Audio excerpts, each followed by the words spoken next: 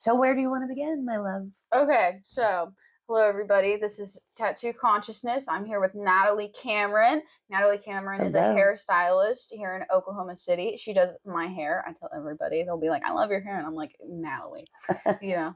And you were once married to a tattoo artist. I was. You used to work with and around my parents. Yes. And you're still in the industry. Yes. You have a lot of experience and memories.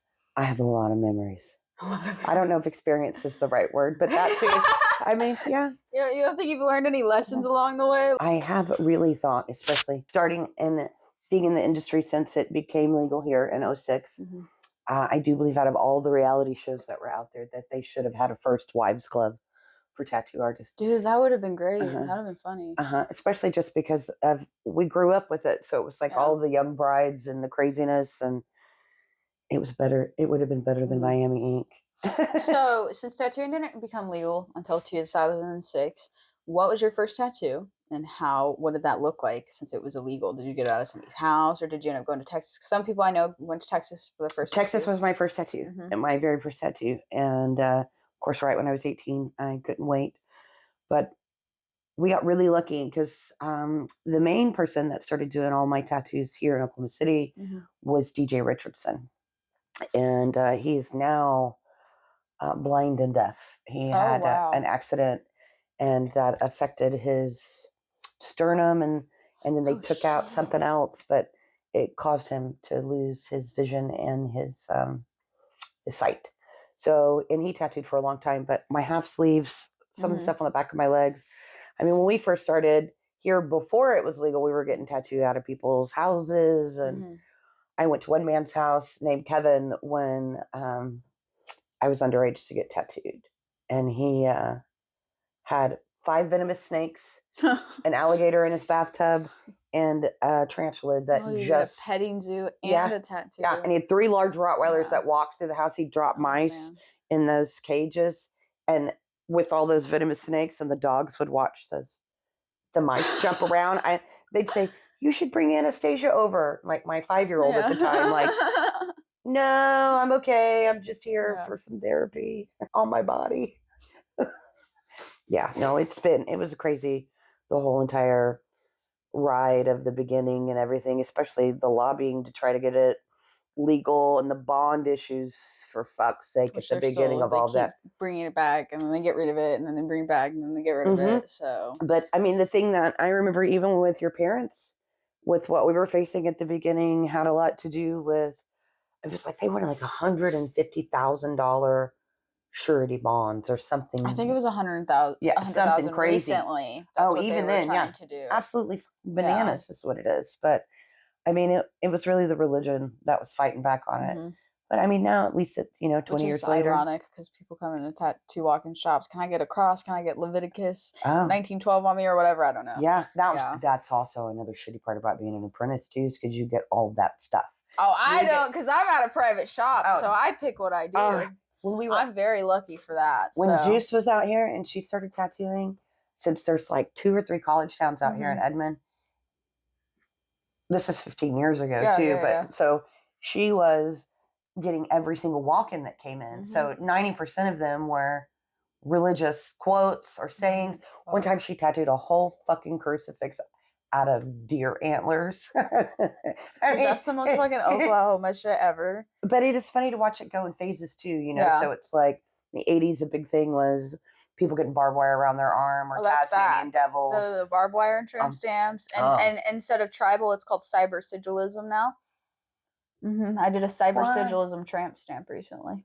Fun. I did, yeah. I know how everybody loves like tribal. A 4-hour tattoo. Oh no, it's very popular. It's back. Very, very popular. But cyber sigilism is what they call it, because it's less thick and it's more sci-fi, if that makes sense. Okay, that makes sense. It well, even like early 2000 or mid 2000s was the infinity sign and all the birds and the lion, all the clock, roses. Those were always the roses. The lions with the blue eyes. Yes, all the black and gray with just the blue eyeballs. Yeah, it's fucking scary. It looks so bad. Oh my god. So how did you end up meeting my parents and being at FATCO. Well, ironically, I've known your parents longer than we've all been tattooed. Yeah, so. because you guys did you not go to the rec room together and stuff like that? Yeah. And we were just friends. We all ran around in the same friend group because we were alternative kids. Yeah, that's how it was with my mom. And my dad is my mom always heard about my dad. They'd call him Brady. She never fucking met him until a certain point in her life. Very weird. Well, and then then you couldn't pull them apart from the moment they met each other. But yeah, yeah, we've known each other for many, many moons. I'm super grateful for your parents too. I love them a whole bunch. But yeah, no. So it was amazing how many people that we knew that had been kind of tattooing out of the house or whatever. And even at the beginning here, the crazy part was too, all they wanted was for people to be able to come in and show some pictures, right? Yeah. So half of the artists between town that had not been, really properly putting together portfolios started borrowing each other's photos that were printed to put in there. There were so many licensed people right at the beginning that had no fucking business tattooing at all. But it was like a whole grandfathered in situation. You have a machine, you have a stack of photos. Here you go. But it has been nice to watch the evolution of it. I mean, I do kind of miss corded machines and hearing the foot pedal. You know, I mean, that used to be the beauty of it. That and then you knew it was about to begin. Not anymore. It's cheating. You hear nothing. There's no chords. There's nothing. More sanitary. It is more sanitary, and it is really nice. Yeah. In 2009, I got tattooed by Jack Rudy, and it was funny because Boog and I were together at the time, and Oklahoma was really pushing certain laws when it came to tattooing about bagging your clip cord and in your machine altogether. And I've been taking all of these different classes because your parents made sure that.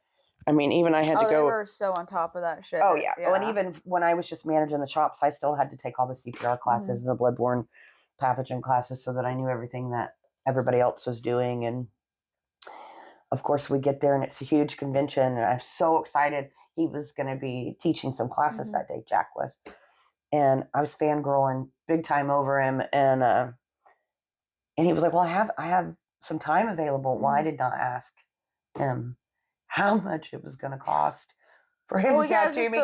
My 4 letters for $500.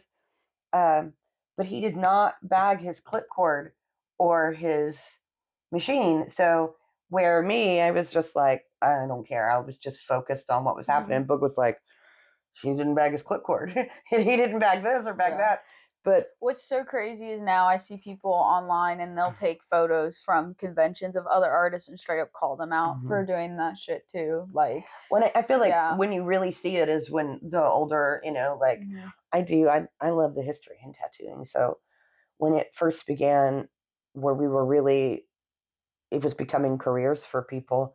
When we started trying to book people to come into Oklahoma for the tattoo conventions and stuff, I wanted to know everything I could about them, like their backgrounds, what they were doing. It was so exciting to be able to get tattooed by people from other states, and then the tattoo circuit. I mean, it's such a fun industry to work. I mean, I loved it. I would rather be behind a booth at any convention than just walking around it and observing it, because you get to know the people better, than you do if you're just hanging out and walking around. Who was the best and worst person at the conventions back in the day?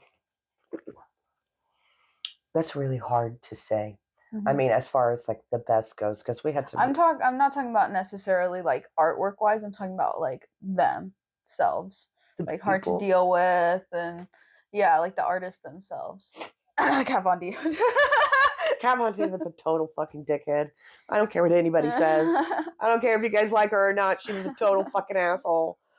I think that was just fame though that had gotten to her, because that was so early on. But I mean, and now she's got Jesus, so I mean, her life's all figured out. Yeah. But I'm blacking out everything. Dude, that shit's so crazy. I was looking for needles the other day whenever I was like shopping, because it was just like National Tattoo Day or some shit. So all the tattoo websites were having discounts. And there's these just huge ass mags, and it's specifically for the like black. I don't know what else you would use them for. I mean, they're fucking giant. When you even use the little ink caps, when do you even fucking put it in a cup? Like, how do you even fill that bitch up? Yeah, it's crazy. They when those big old mags, they're scary to me. Like even M, when she was blacking out her arm, I want to say that they were using like a 75 mag on her. And so just to see that block of needles, just.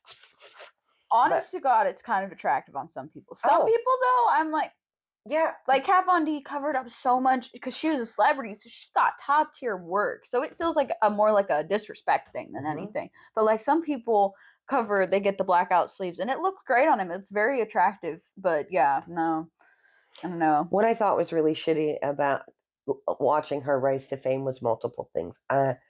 I feel like Oliver Peck really helped her career. I agree with that 100%. In multiple things, and even because they dated, and I feel like before they dated, nobody knew who the fuck Kat Von D was. Right. And then she got on Miami Ink. Yeah. Oh, on TLC, and of course and she actually used to be a pretty curvy girl, but they weren't going to have a fat girl on TV at the time, and so they did a lot of things to help her. She's had a lot of cosmetic things. That's water. I mean, it doesn't really matter, but.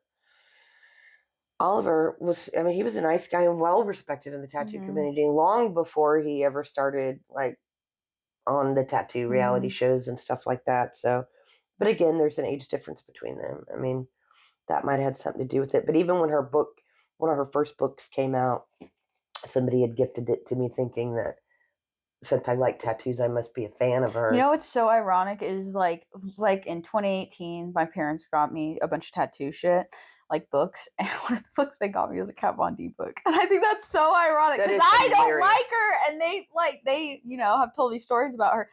They're so humble, and they don't have like any issues with anybody. But your parents aren't really one for talking shit. No, but like I was just like, this is so. I still have it. It's such a weird fucking book. It has like she's in like rollerblades in one portion of it, and she's in a like really like bikini where she's barely. It's almost fully nude, and it's supposed to show off her tattoos, but it feels kind of. Well, she in the book that I got, again, it might even be the same one because it's kind of showing, or it does not discuss any of the tattoos, like any of the major ones that Oliver did on her. So that immediately, and I get it that they were divorced, but she also did him really dirty, So, but why wouldn't you acknowledge, even if like. Regardless of the fact that I was married to a tattoo artist, I acknowledge his existence, or the fact of whatever tattoos he put on my body. No, she does that though, because I see her on social media with shit. Like her and Jeffree Star at one point, she used to tattoo Jeffree Star a lot. Jeffree Star, they had like some weird beef. I was just talking to a client about it, where Jeffree Star supposedly didn't pay one of her like workers for designs or some shit like that. So then they like had a big falling out, and she just she just doesn't mention that type of stuff. She's a really interesting lady. Everything she posts online and all that. Jack Rudy, when I was getting tattooed by him, he had I was saying something to him about how, what tattoos he had done on her. And he said, well, I liked her a lot better before she got on the Jenny Crank diet. And I said, holy shit, they have that in California? I thought that was just a Midwestern and Southern thing. I was like, great dental plan, huh? But I thought that was kind of funny. But good old Cat. Did you get to meet Nico? Nico's my favorite man in the whole entire existence of the world. And humble. He's so kind. I mean, it was a joy to have him here. So Ensbinger was here too, which was pretty cool. I think he used to be an Okie to begin with, but I think by the time that he was here for the 2008 convention, I think he was living in Austin. There's been so many we had some really cool artists here from Atlanta, and even the two people that did the collab on Your Mom's Thigh at that 2008 Yeah, they're awesome. That was Chris and oh shit. See, it's been so long. I know, I can't even tell you. I have a video of them doing it from an old camcorder. Oh, that's I posted it and I tagged them. It's what the fuck is their name? Because one guy did the Medusa and then one guy did the snakes. Oh man, I can't remember their name. Oh, it was brutal though because they did it for a class. And it was her whole fucking thigh piece. You know what sucks about that is it was supposed to be somebody else getting it, and he fucking dropped out. My dad was like, "Please," and so she ended up doing it. Yeah, she just. Oh my god. For that, and I mean, but she sat for like two different sessions, and it was like, I don't know, probably 10 or 15 hours worth of work. I know, it's funny. Jeremy was like, "Dude, that your mom is badass." He was like, "That is the longest tattoo I've ever seen." whenever I went and visited him. He was saying it was longer than it was. I think my her mom leg said was it was so like swollen. 8 or 9 hours. Especially having 2 people drilling on Dude, you at once. I couldn't even. I got the back of my thighs done, and then Jeremy did this recently on me. It's so tender. It fucking hurt. I felt like such a pussy. Like, or I got a tattoo like right up in here. Ah! It was so small. I was like, why am I acting this way? I got this done. I didn't move. But what the fuck? Oh man, I couldn't imagine sitting for that. And once you figure out which side of your body hurts worse than the other, I mean, for me, it's my left side, but it does make a difference. One side definitely hurts a lot worse than the other. But anything to me around a ditch or a crevice, that's harder to heal. Yeah. It is. It's Dude, because then my leg was going like this and like working all day and stuff like that. Dude, shit, when I got the back of my thighs done, I was like hanging off of my chair while I was tattooing like this because I got them done in different sessions because it just hurt so bad. Whenever I got them done, it was super late at night because we had talked the whole time. I fucking got in my car and it just, oh my God, it was just like juicy and just fucking swollen. And I had to drive home like that and I was like, oh. Doing in this state has been, and you know, even when I sit back and talk to my friends that I've grown up with that do tattoos, it's the way the economy and inflation and everything else, like we all planned it out where, you know, even if it was like, okay, we're just going to come in and get this outline and come back in and get the shading, but it was always big pieces. We wanted big pieces. Kids are getting smaller, tattoos tiny, now. just filling up with lots. Oh, I know. You know, lots. Nobody wants to. It's also, I feel like the pain aspect. A lot of kids don't want to deal with that anymore. Something that's really popular. Which I mean, in my personal opinion, I don't like it. I like big traditional. I'd rather get filled up with bigger pieces because that means it covers more skin. So then I don't have to keep getting a bunch of tattoos. I started with palm-sized pieces, and after I got a couple of them, I was like, "Fuck this! I want them bigger, the better. Cover that skin, so I don't have to go back and do it again." But a lot of kids are just getting lines. That's it. You're getting whole sleeves with lines. Like it's kind of wild. But the first off, they don't have the money to complete. That's really what it is. And then I mean, what's your shop minimum? We don't have a shop minimum. Oh, it's by the person. Mine's 100. that's. Oh, I mean that's good. I mean, even it's kind of funny. I was having a conversation with somebody the other day because most shops I think are about 70 to 100 now. I think at least. Don't quote me, but I think. Frank Reddy, he was on Miami Ink. No, he's on Ink Masters. Ink Masters, yeah. He's on season 13 I think he's like 325 or something. Minimum or hourly? Hourly. Yeah, everybody's going hourly now. I don't do it by hourly. I do it by piece because I'm new. And I don't even know if at some point I'd want to do hourly because I'm fucking slow. And I wouldn't want to pay that price for how slow I am.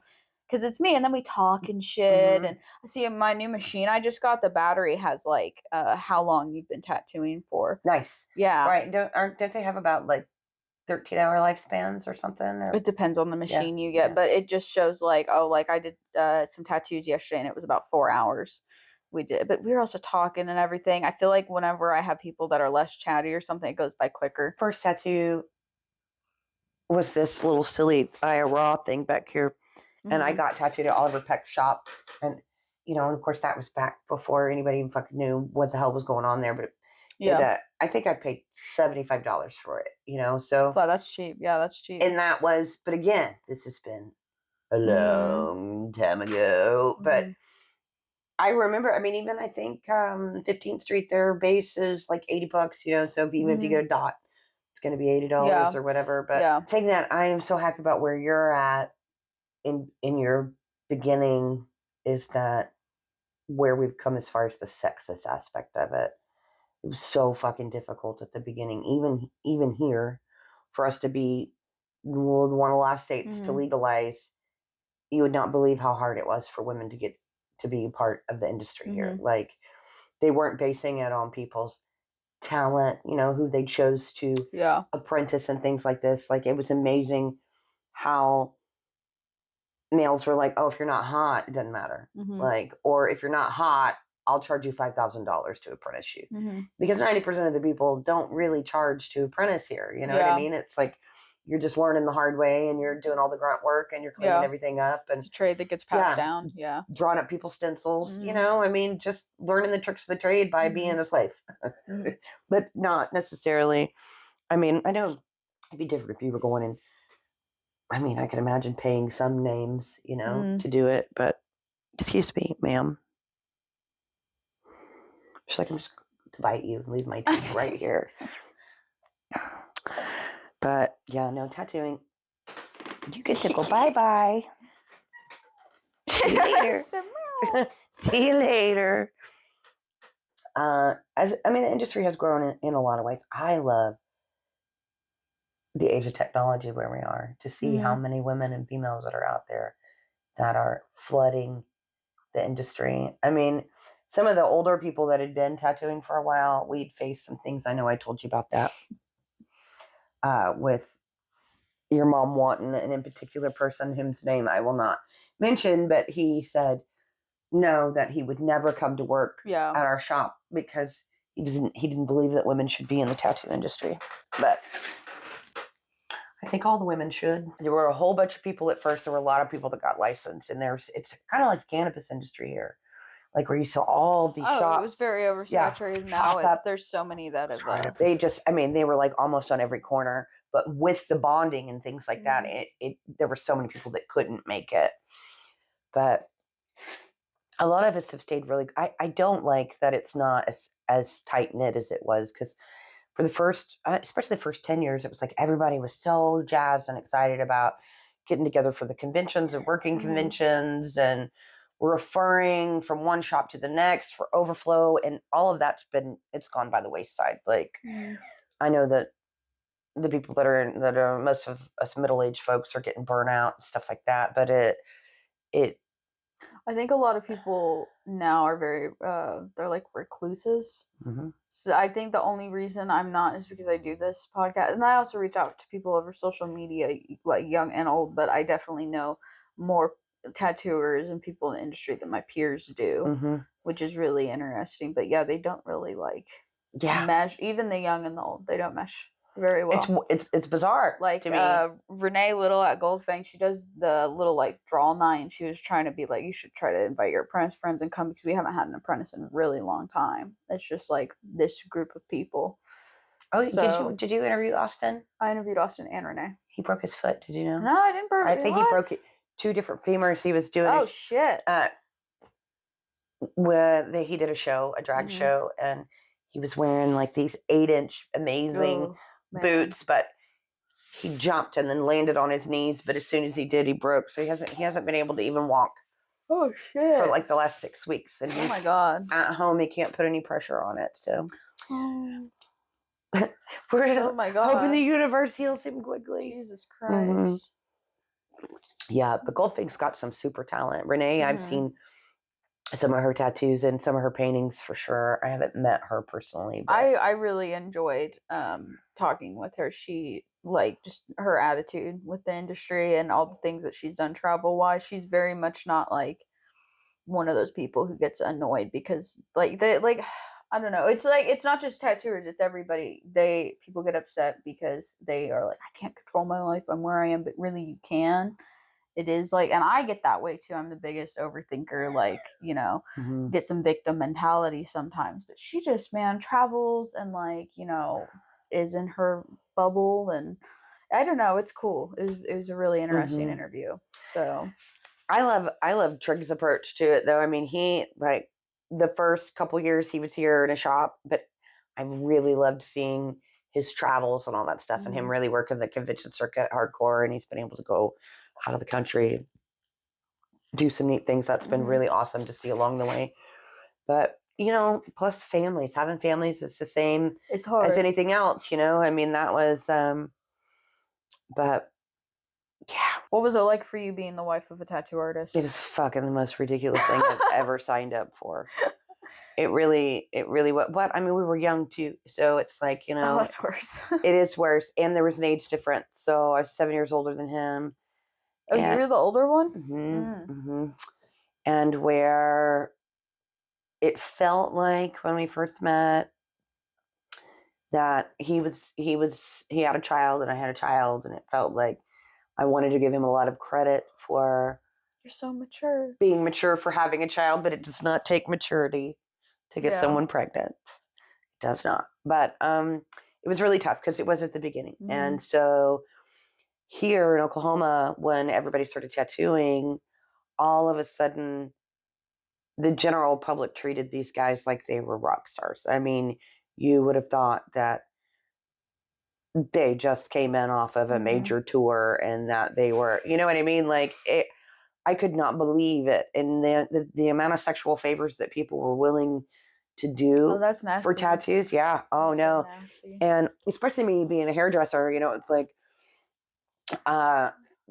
things would cross over. And especially because when I was just managing the shops, I was just managing the shops. Once I started doing hair, it was like some of the people that would get tattooed by my husband would sit in my chair too.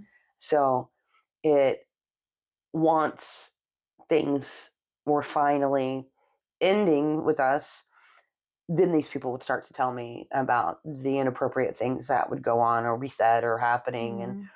And it felt like 85% of the men in the industry were doing it. It wasn't like he was just somebody One bad egg, special that was doing it. I mean, it was pretty gross. I mean, it really was at first. And that's why I joke around about the First Wives Club, because, you know, we would all wind up gathering in places together at one point, you know, especially when you actually really had respect for someone or cared for someone, and then you would see their husband or their partner. That was the part about me managing the shops that was so frustrating to me, trying to keep business and personal things separate, to where, you know, when you obviously see that somebody is mistreating their partners, is really gross.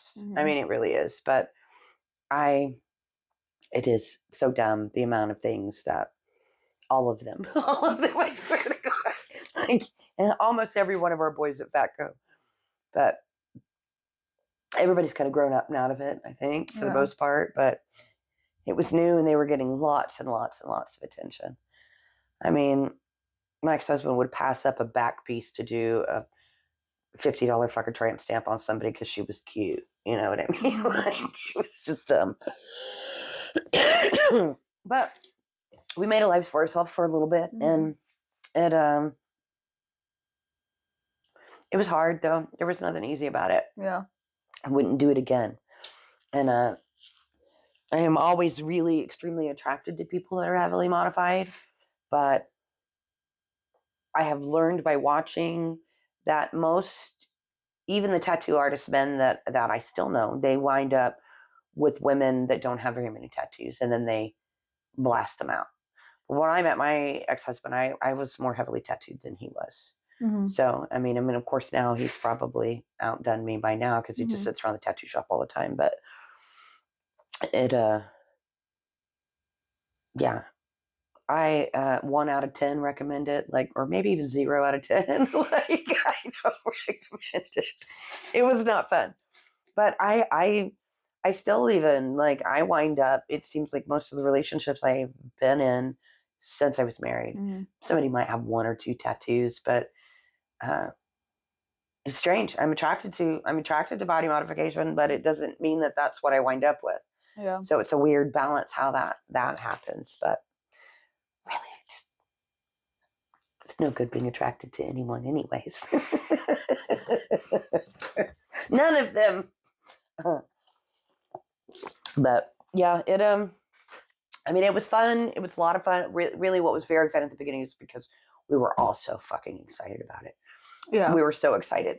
I mean, feel like it getting legalized brought you guys more together. Absolutely, 100%. It did 100%, because I mean, even now it's like everybody still has to put their head together to figure out what's happening with, you know, legislature and with the bond issues that they're trying to, you know, go back and put back into place, and which they've gone like quiet on that. So I feel like it's just not like it's disappeared, but the health department always just ends up changing their mind. They keep getting new people in, and then people are like, oh, we shouldn't do this. And then somebody comes in and they're like, yeah, we should do that. So yeah, I mean, even one cool thing about FATCO was, like, especially the shop that we had off 23rd, it was the first shop. No, it wasn't the first one, but it was the main shop for a while. But it had this huge back area, and for a while, your mom had done all of your tobacco needs. She was keeping all this stuff, that stuff back there. But then the boys just started collaborating. Fucking business. I forgot they had that because I remember at OARC and Man Mile had glass pipes. So I forgot about all your tobacco needs. Oh, that I'll never forget because that was another. It wasn't like I was just managing the shops. Your mom had me doing cold calls for all your tobacco needs. So it was like, I mean, we were really close friends, but we were spending essentially 15 hours of our day together, like most of our day, and then even our free time, so it was like, especially having your sister and Anastasia and you, like, you were little, but they were, they were the same, year apart. So it was like, fuck yeah, we're going to do this. So we had fun. So it was like, I knew I could. I remember going over to your house whenever I was little, and Lexi and Anastasia would hang out. I don't know what the fuck I was doing, but yeah. And when I spent, while you was running around being AVA. Yeah. AVA. Kat Bundy's a bitch. She said that when she was 5. Were you 5? I think you were about 5. Yeah.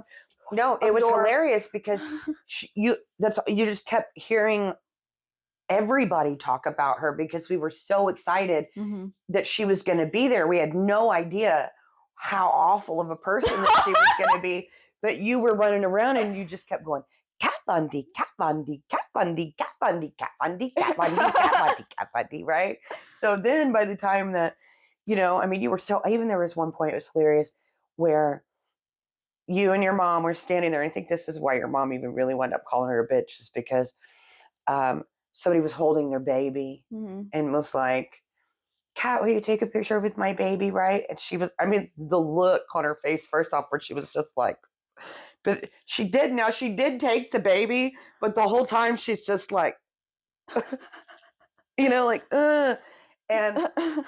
but she was writing her name, on everybody in a Sharpie and telling everybody to go get it tattooed or whatever. But she just pulled some different things behind the scenes that were really awful. So we were all in a break room, and then your mom was like, she's such a bitch, she's such a bitch, she's such a bitch, she's such a bitch. But you were in earshot of her, and little bitty running around, and then you went, Kat Bundy's a bitch. And I was like, fuck yeah, she is! Fuck yeah, she is! We can't be mad at ABA. Oh my God, that's so funny. But back then, this was 2006 when that happened. I remember she told me that she tried to go up because Lexi was really excited to meet Lizard Man. And Lizard Man ended up. He's so sweet. This is so weird that he did this though, but he broke a brick with his crotch and then he signed it and he gave it to Lexi. That bitch still has it to this day. It's kind of creepy. Yeah. She's like, Lizard Man. Like, I follow him on Instagram. I love that man so much. Yeah. Sweetest guy. He's he really super is. Cool. But we wanted to meet Kat Von D as well, and she wouldn't. My parents had paid her to be there at the convention, did all this shit for her, and she wouldn't sign some shit for me and Lexi.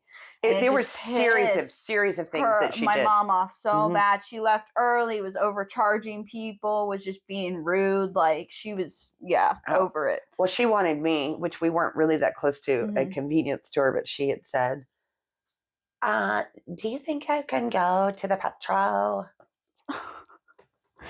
Gave me some M&Ms, and I was like, we're in a hotel. There are motherfucking vending machines everywhere. Would you like me to walk to the vending machines and get you some? Do you want me to get in the car and go drive away for some fucking M&Ms? But you had to pre-book. I was supposed to get tattooed by her, and it was going to be a big thing. My ex-husband was going to pay her to do this portrait on me, and it was going to be a fuck ton of money. Yeah. And that's how we met Eric Grover. He was up from some part of Texas and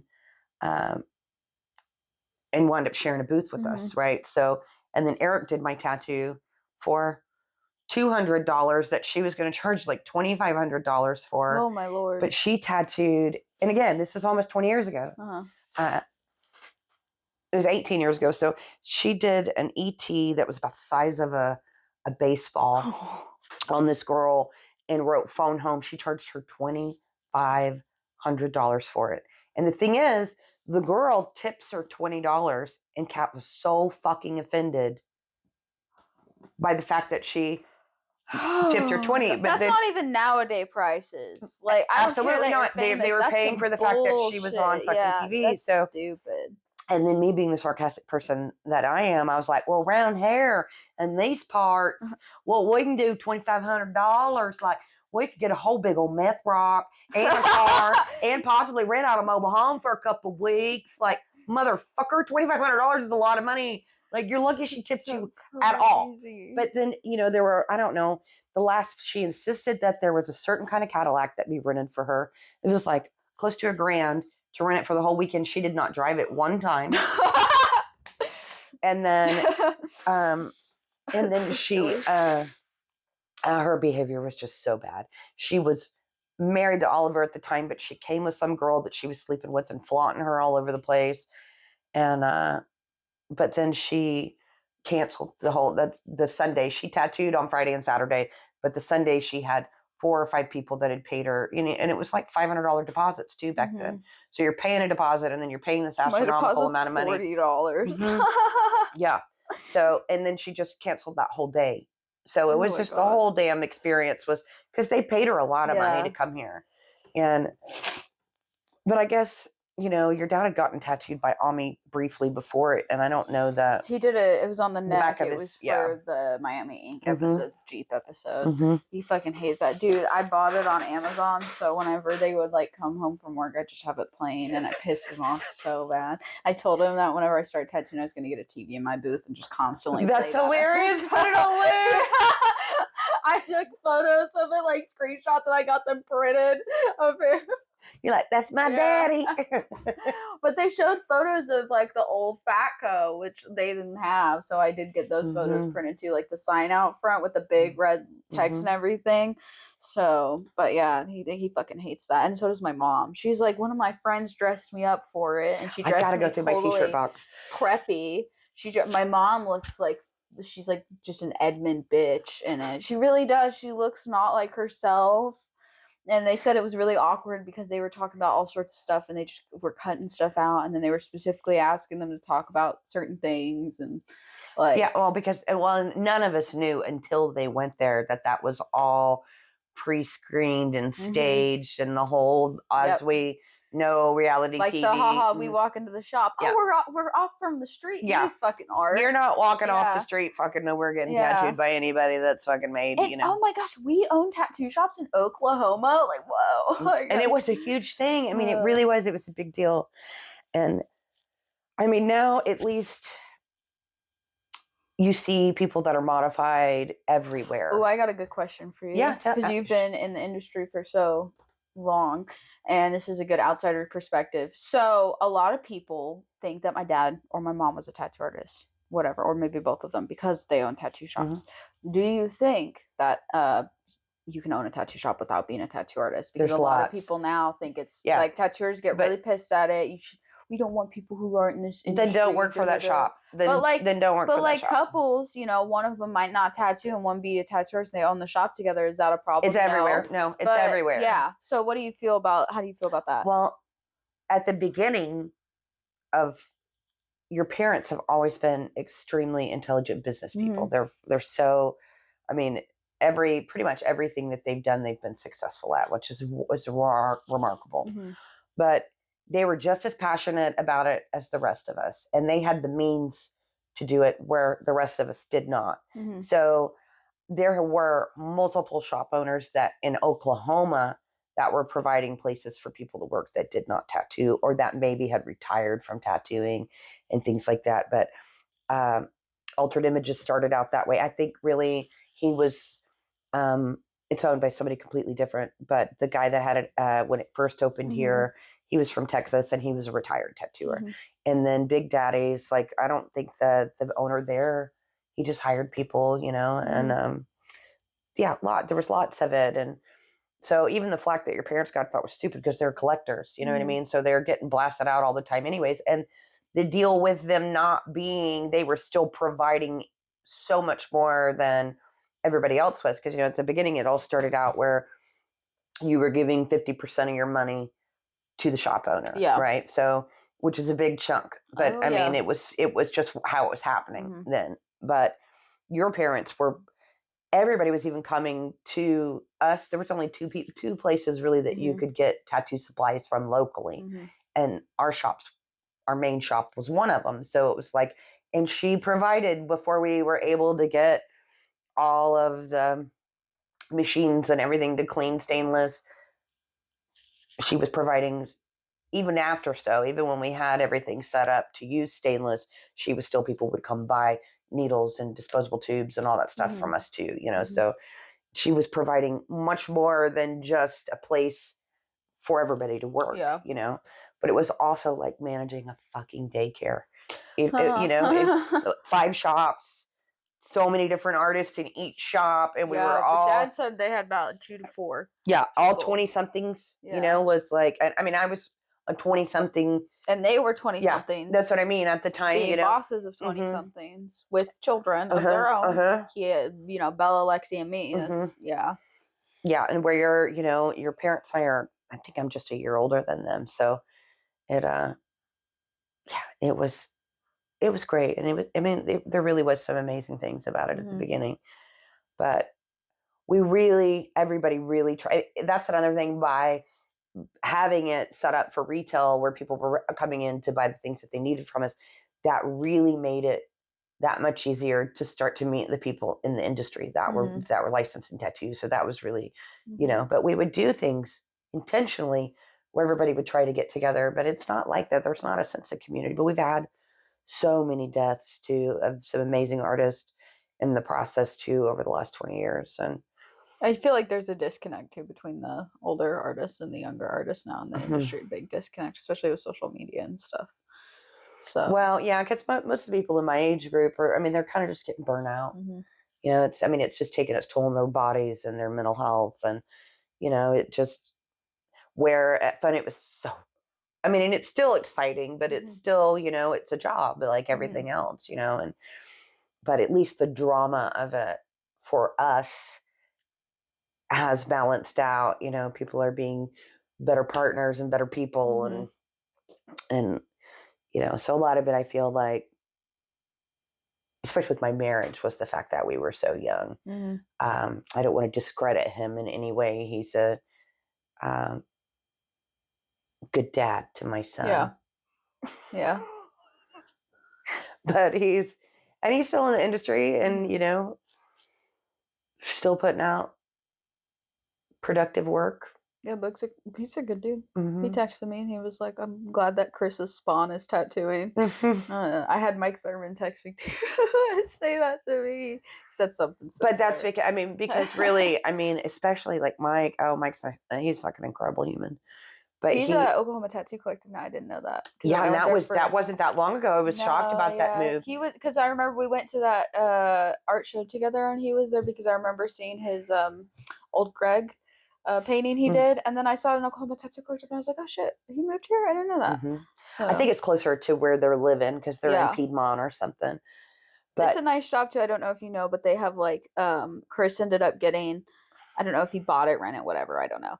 One door down from them got that little segment too. So now there's a private. It's expanded. And then there's a walk-in area. So if you don't have as much clientele, you go over to the walk-in side. Like Joey is on the walk-in side, and then like Lily, for example, and Chris and Adam are on the private side. You can't even tell it's a tattoo shop. They were going to take me over there, but they forgot their keys for it. So they weren't able to do that while I was in, but they told me to stop back by at some point. Yeah. So they're so nice. They're so wonderful. Everybody over there's great. Yeah. Like I really miss, oh man, when Juice worked with them. I mean, because that was, it's how it felt. It's like everybody just broke up, because all these people that work together forever, then some people want to open their own shops and different things, and everybody comes out and expands. But like Krista and Juice used to be booth mates, and of course Chris, Juice worked for him for a long time before he went off to do Oklahoma Tattoo Collective. Yeah, he's a really nice dude. He was really, really nice to me whenever I came in. I fucking bothered the shit out of him too. I was going in there like every week. He's one of my favorite people. I mean, really everybody there is. They're also fucking awesome. But, Chase and Chris, as far as their black and gray goes, hands down, like, by the time that you walk into anything they do, when you see all of their awards, they just rake them in at every show that we go to. But I finally quit putting my pieces that I got from Chris, I quit putting them in at competitions because I was getting beaten out by other pieces that he did. So it was like I was paying, it was trying to be supportive to, but he didn't need me anymore because he just keeps putting out bigger and badder things. But yeah, they'd be awesome for you just to get to sit around and bullshit, especially because they're humble. Everybody there is just really nice. Humble. Yeah. Makes a big difference. Yeah. It does. But even Mindbender, they've got a whole. Everybody there is really talented too, and yeah, we've got some talent. You're gonna have all kinds of crazy stuff. Me trying to keep this thing on me. It's okay. That's what editing's for. Oh, That's yeah. why it's not live. Yeah. Yeah. Sometimes we talk about shit and I'm editing it and I'm like, ooh, gotta remove that. That's a little, ooh, yeah. But I appreciate you. Oh, no, today's been fun. I love you so much. I love you. It's time for us to brighten up your hair soon, too. I know. I was thinking whenever you're ready for that. Whenever you want. It's all you. Everybody really likes the shag. It's so cute. So, yeah. It looks great on you. So I sometimes I think I look like Bran from Game of Thrones, though. Just a little bit. Dude, Natalie, I'll brush it out in the morning. I'll look in the mirror and I look like Bran from Game of Thrones. I do. And I'm like, oh shit, or Lord Farquaad. Oh my God. Oh no. Bangs they part. And I'm like, ah!